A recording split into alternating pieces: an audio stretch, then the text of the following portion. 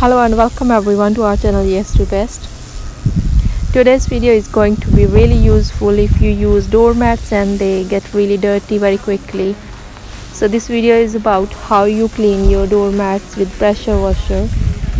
It saves a lot of your energy and it will be done very quickly. So you don't need any detergents or anything else. You just need a pressure washer. So if you have one at your home, you are good to go. Yes to Best is a channel where you will find some more DIYs and very useful videos. If you haven't subscribed our channel, please do it so.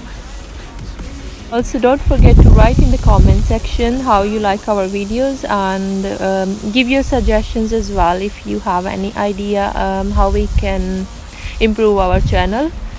We will be waiting for your response.